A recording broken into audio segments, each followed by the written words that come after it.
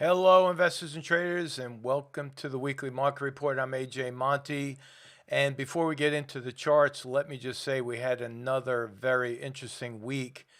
And today, as I record this on this Friday, understand that we have a holiday on Monday, so the markets will be closed. Hopefully, you'll have a nice long weekend, relax with the family, and take in all of the news over the weekend. I'll get to that in a little bit. But before, again, we get to the charts, understand that we are at a very interesting time in this market where many of the analysts, including even, believe it or not, Jim Cramer, is getting very bearish. And that makes me a little concerned because I don't like to be on the same side as Jim, at least most of the time. In this case, I agree with him. And as you can see from this daily candle chart, we closed the diamonds with this big red candle, and the volume increased right up into the close. That is a bearish candle because we have almost no shadow underneath. Take a look at the intraday chart, and you'll see that we had a steady sell-off right up into the close. And then the only reason we had even any kind of a shadow is because in that last minute we had just a little bit of a pop. And now you can see after hours it's still lower. So that is a bearish candle on the daily chart.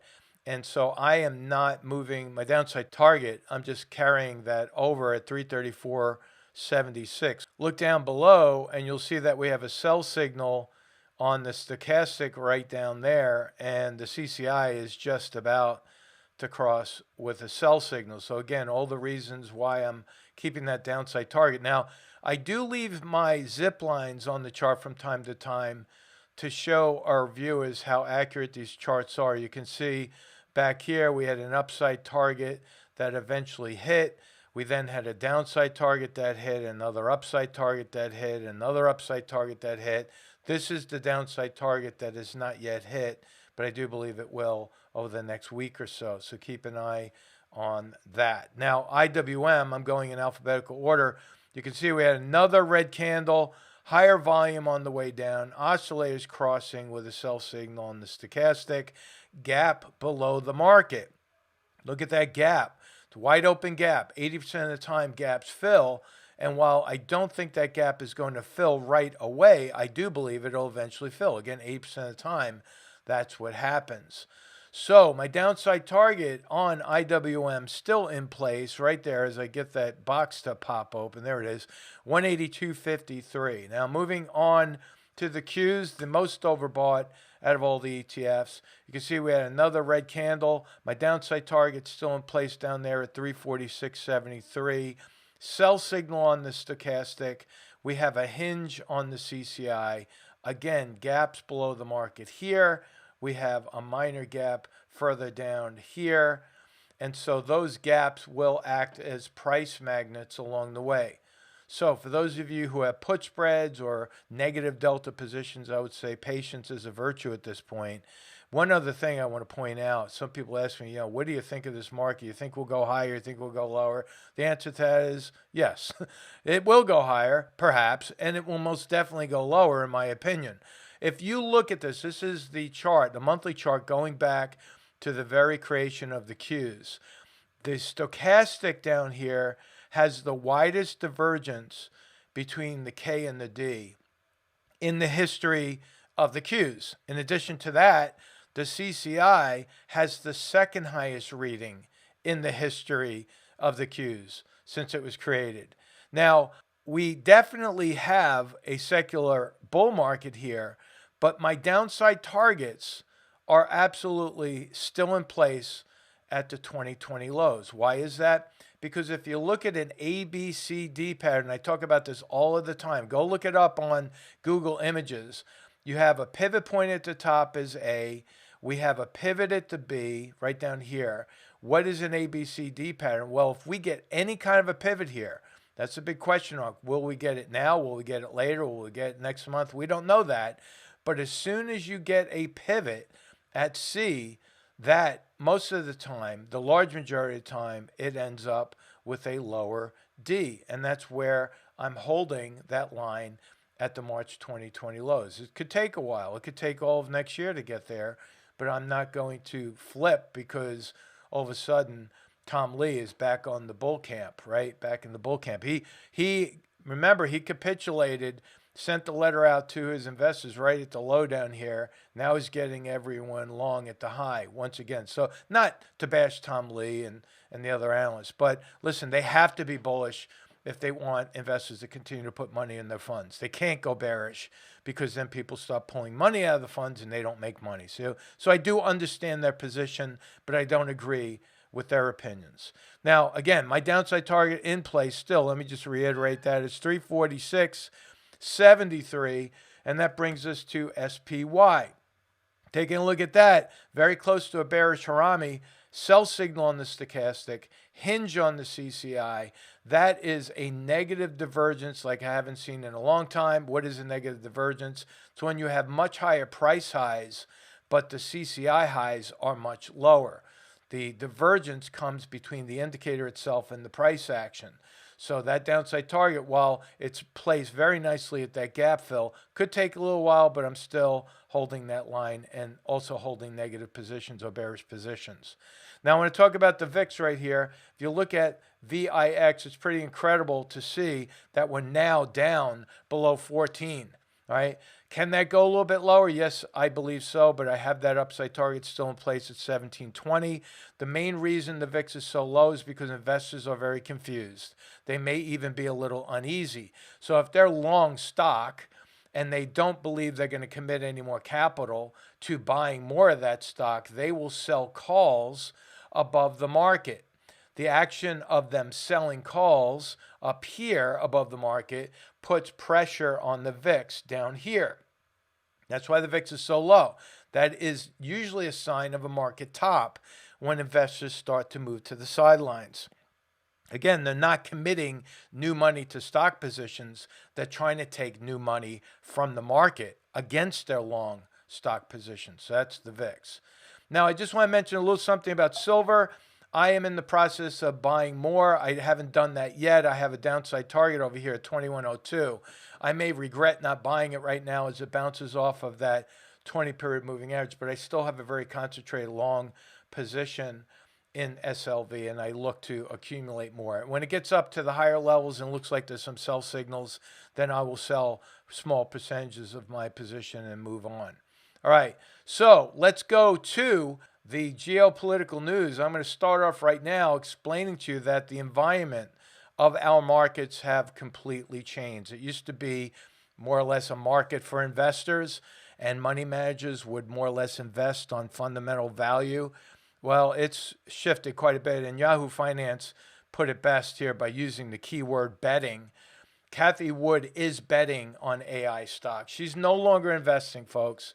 You know, she missed out on NVIDIA. She's now getting into coin, putting, 40-something million into coin after the SEC has launched a lawsuit against coin. Well, that's a pretty big bet. And, Cathie Wood is betting with investor money, not her money. So I think this is a risky move on her part. We'll have to see where that winds up. But that's the environment that we're in. It's no longer based on fundamental value. It's based on, hey, what do I think the craze is going to go next? The dollar, or I should say the attack on the dollar continues. This is just another article you can look up where the Shanghai International Gold Exchange and its role in de-dollarization. This is a continued attack to more or less get the world's reserve currency away from the dollar. You may have seen some of the news about what's happening with the BRICS summit in Africa. They are more or less conspiring to put the dollar to bed as the global reserve currency and the petrodollar. But this is something that I continue to talk about because if the dollar continues to get smashed, our inflation numbers keep going higher. The Fed has paused, but they're going to have to most likely re-up on that idea of raising rates in July. And that's where the markets, I think, are going to take another hit lower. This is really something not too much in the news. However, Lori Ann LaRocco has been reporting this quite regularly. This is, again, going to infringe or interrupt our supply chain. And so keep an eye on that as that develops. And this one, I cannot explain this, folks. I mean, because think about this. The Panama Canal water levels reached lowest level in over 2 decades, 2 decades now. Remember that, over 20 years. That means that the barges have to lighten up on their cargo so these barges do not run aground as they're coming through the canal. Now, I don't know enough about the lock system in the canal. I am a little skeptical of this because I always thought that water level or sea level was sea level. If they open up the locks and they let the sea level in, what happens? It fills up with water, right? There's probably a lot more to it that I don't know about. But this, again, is something that's not being projected out there in the financial networks. And I say, watch out, because this is in the red right here. And that, too, will interrupt the supply chain for sure. Now, I want you to pay very close attention to the dates. Look at the bottom here, March 8th, that came out. So at the beginning of March, this warning was put out where the money supply is officially contracting. Now, I'm breaking this up word by word so you could understand how significant this is. The warning came out that the money supply was officially contracting at the beginning of March, and this had only happened to this level only 4 times in the past 150 years. Now, follow me here, folks, because at the end of March, Reuters came out and talked about this very same thing. U.S. money supply falling at fastest rate since 1930. Well, guess what? In the previous slide, that drop had only happened 4 times in 150 years. This drop here by the end of March had only happened 1 other time, right before the Great Depression. Now, follow the timeline, folks. Here we go. Next slide. What do we have? This is the end of April.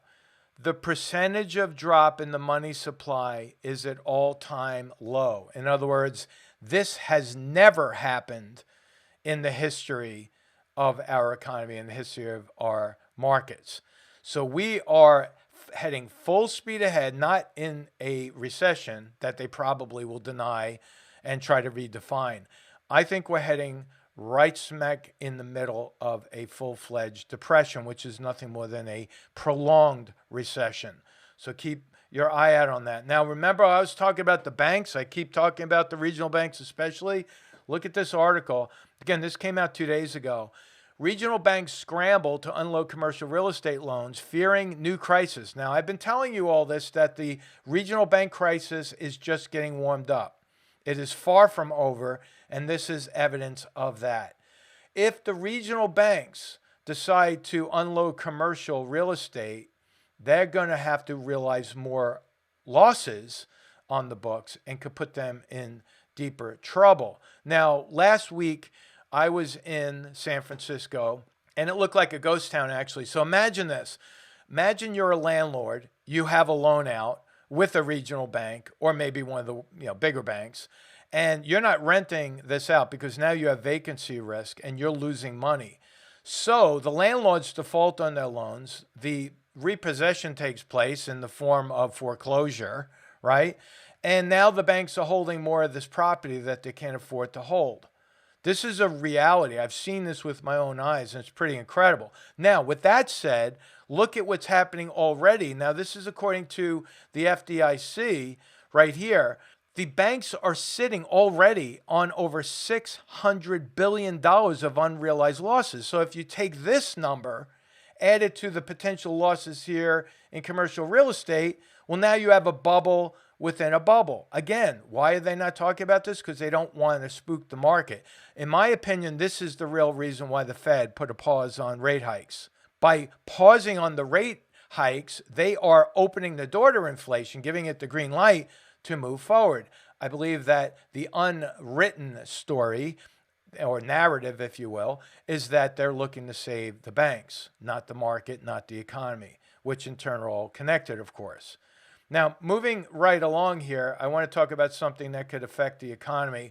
This, I don't think is going to happen right away, but keep your eye on this because the restart of student loan payments is going to put a big hurting on the U.S. consumers who hold this student debt.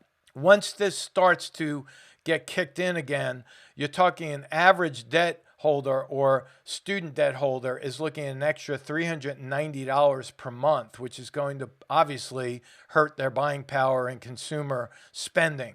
So this is going to be a delayed reaction, of course, because it's not going to hit until the fall, but it's something to keep in mind. Now, I want to talk a little bit about the AI craze because someone was smart enough to put this together. Remember the crypto boom, right, just prior to COVID? They took the chart of NVIDIA and overlaid it on top of the crypto chart to show the footprint that's being left, right? Remember the crypto boom? Everyone was crazy about crypto. I'd go to the store and I'd hear the cashier talking to the supply person about how they made, $300 in an altcoin, and everyone was in the craze. Well, when you have Aunt Sadie and Uncle Joe starting to ask about NVIDIA before ever trading or investing in the market, they want to know about NVIDIA and AI. Well, we're starting to reach a top.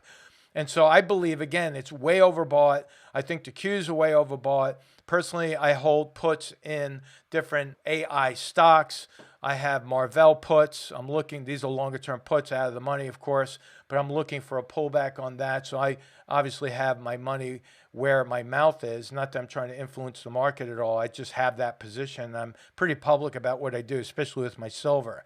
But that is an interesting chart that I thought you might like. Now, before I go here, I want you to know that I've been invited to appear on the Bull, Bears, and Bitcoin show hosted by Mark Lopresti. You may have seen Mark on Fox or CNBC. He and John are partners and they're running the show. It's going to be held on Twitter Space on Sunday. So what I would do is I would click on Mark Lopresti's site right here, follow him, hit the notification bell right there, and just like that, you'll be notified when the next show is coming up on Sunday. Now, to give you a little sneak preview of what we're going to do, Mark and I are going to be doing a lightning round where he and I are going to be taking ticker symbols from the audience in a rapid fire format like I usually do on Wednesday. Now, why is this important to you? Well, we have much bigger eyes on this one. I expect close to 200, maybe 300,000 people over time are going to watch this. So being that Monday is a holiday, you're going to have people looking to buy or sell, depending on what the charts are saying, right from the get-go on Tuesday morning. So we're not a meme move by any stretch, but this will put us in the same category where I'm looking to allow the viewer or give the viewer a leg up on the institutions and giving us a little bit of an edge to make money in the market. So you definitely want to tune into that show. Again, it's the Bull, Bears, and Bitcoin show with Mark Lopresti and John Najarian. So with that, you have a good long weekend, and we'll talk to you next time. So long. There's no more damaging formula than to mix emotions with money. Listen, we're made up of emotions. We have fear, we have stress. The trading checklist helps take that all away. And now, wow, take a deep breath, relax, and enjoy the ride. You might be completely foreign to technical analysis. You may not even know what a bullish engulfing candle is or a shooting star. That does not matter. The great thing about what I'm showing you right now is I'm taking 40 years of experience here, and I'm breaking it down to 7 points that you can follow through a trading checklist. Look at any stock, any ticker symbol using the 7-point checklist that I have and determine who is in control of that price action. I'm AJ Monte, and this is my 7-point trading checklist.